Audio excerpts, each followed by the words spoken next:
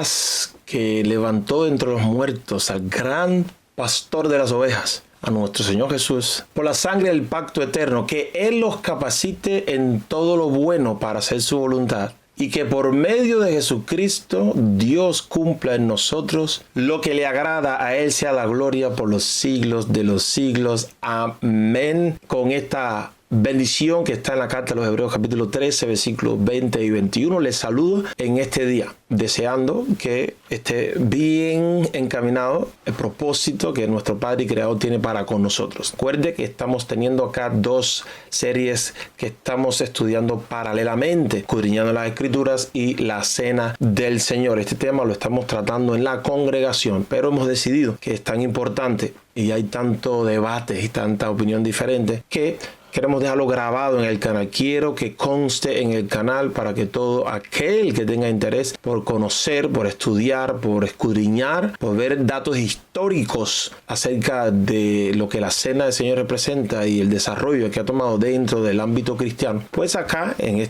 tu canal, Libres por la Verdad, tienes acceso a este material y a muchos más. Hoy quiero estar tratando la cuestión de quién debería participar de la cena. Y de antemano les digo que he escogido con toda intención este vocabulario. ¿Quién debería participar de la cena? Y no quién puede y quién no puede. Ahora, después de un par de capítulos, después de un par de estudios, tenemos varios argumentos para responder a esa pregunta. ¿Quién debería participar de la cena? Pero antes de opinar, quiero dejar algo bien claro que para mí es central en mi consideración a la hora de responder esta pregunta. Es aquel que invita a la cena quien tiene el derecho a decidir sobre esta cuestión y no los invitados a su mesa. Si hay alguien que en esta cuestión tiene la autoridad, el derecho, el poder para decidir quién puede y quién no puede participar, es nuestro Mesías que invita a la mesa. Ni tú ni yo tenemos ni el poder, ni la autoridad, ni el derecho, ni la dignidad para establecer un límite. Si hay un límite, dejemos que sea quien lo establezca. ¿Por qué digo esto? Porque ya desde los comienzos del cristianismo, cuando empezó a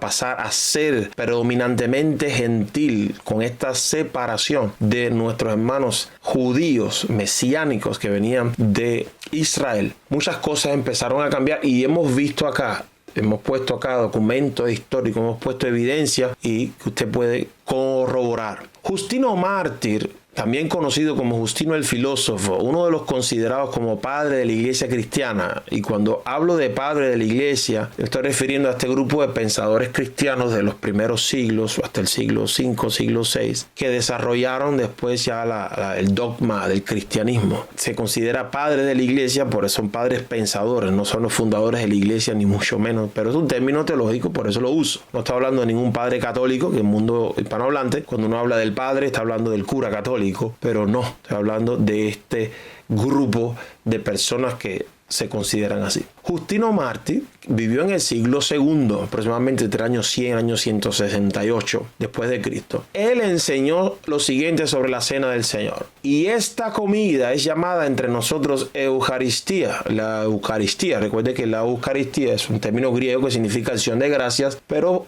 después llegó a ser descriptivo de la cena del Señor, probablemente basado en el pasaje de 1 Corintios 11, cuando Pablo dice, esta cena que participamos, que damos gracias, es Eucaristía. Esta comida de la que a nadie se le permite participar, sino a la persona que cree que las cosas que nosotros enseñamos son ciertas y que ha sido lavada con el lavamiento que es para remisión de pecados y para la regeneración, y que en consecuencia vive según Cristo ha enseñado. Está en Historia del Cristianismo los primeros 500 años, la página 47. Nótese que ya empiezan a poner límites y condiciones para participar de la cena del Señor. Aquí se deja ver, cuando se habla de ha sido lavado con el lavamiento, está hablando del bautismo. Y vimos que en la Escritura nunca fue una condición, ni para pertenecer a la comunidad de creyentes, ni para participar de la cena del Señor, que vimos que se da en un ambiente totalmente familiar. Si no ha visto los capítulos anteriores, por favor regrese y disfrute, estudie con nosotros y déjenos sus comentarios y déjenos un like y comparta sobre todo lo que le estamos compartiendo acá.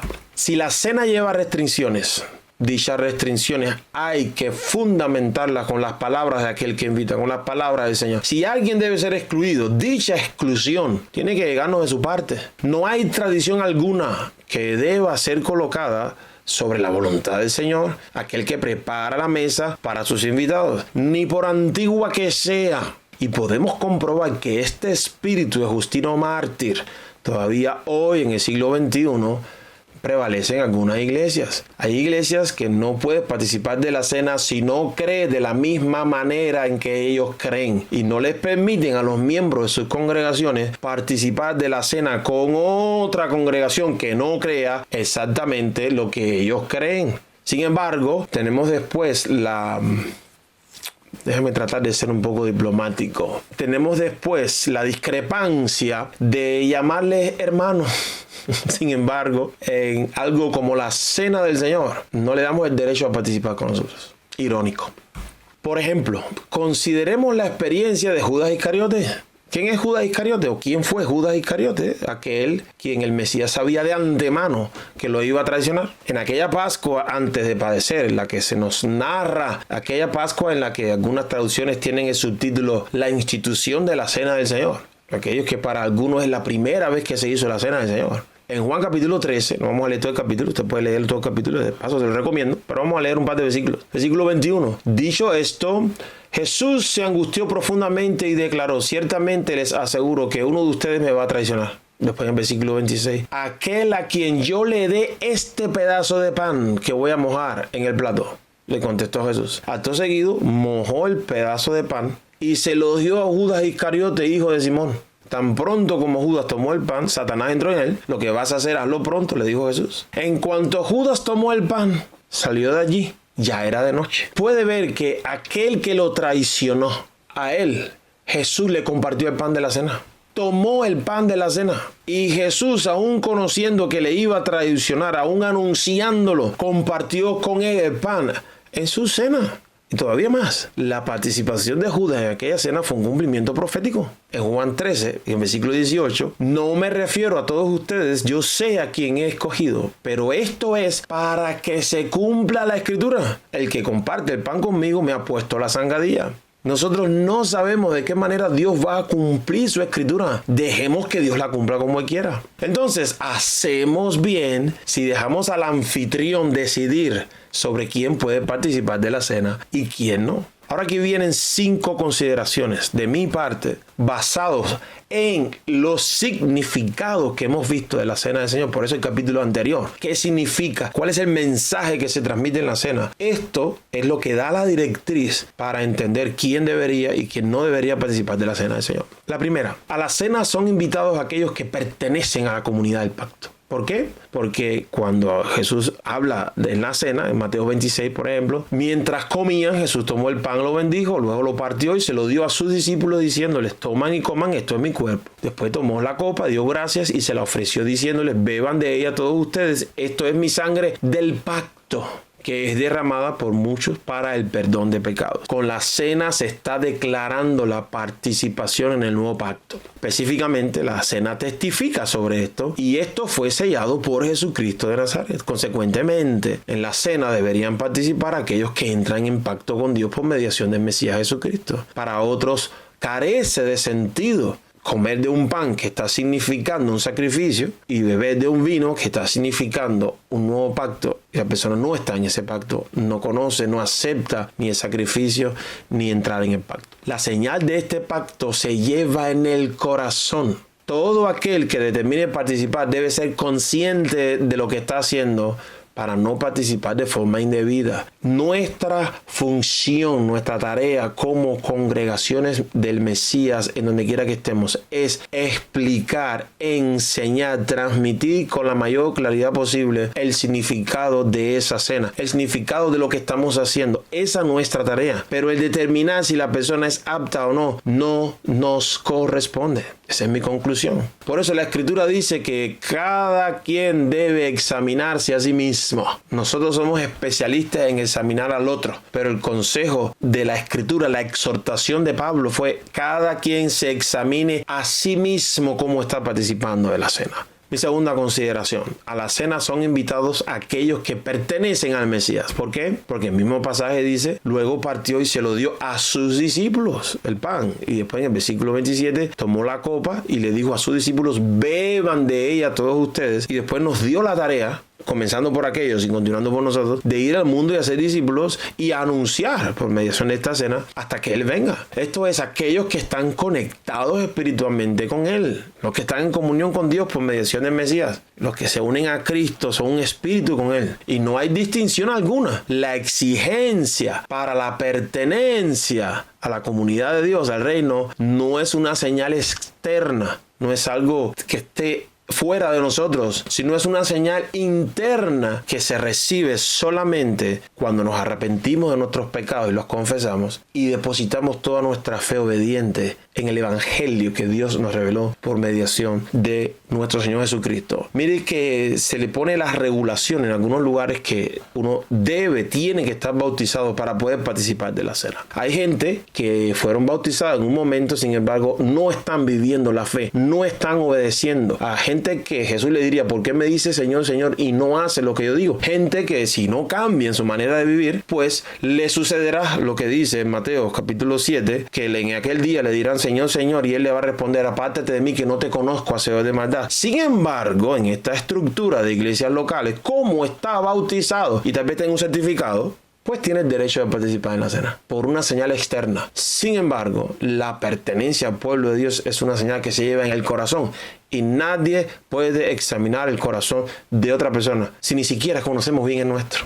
Todo aquel que pasa por el proceso de ser añadido al cuerpo de Cristo, proceso que se da por ser bautizados en su espíritu, y no estoy hablando del bautismo pentecostal carismático que nosotros creemos o anunciamos, sino estoy hablando de pertenecer al cuerpo de Cristo por ser introducidos, sumergidos en su espíritu, como está en la carta a los Efesios, como está en Romanos 8. Todo aquel que tiene el espíritu de Cristo es de Cristo. Todo aquel que es guiado por el espíritu de Cristo. Uno no puede pertenecer al pueblo de Dios si no tiene el espíritu de Dios. Hables o no hables en lenguas, ¿ok? De ese bautismo estoy hablando, de ser sumergido en el Espíritu de Cristo para pertenecer a Él. Es el Señor quien acepta o rechaza y es Él quien da testimonio de si acepta o rechaza. Ninguno de nosotros tiene la autoridad ni el derecho para determinar en este sentido quién está apto o no para participar de la cena. Si Dios los acepta y da testimonio de ello, nosotros no debemos estorbar la obra de Dios ni tampoco ponerle condiciones o carga a nuestros hermanos. Todo el que pertenece al cuerpo de Cristo tiene este mismo derecho.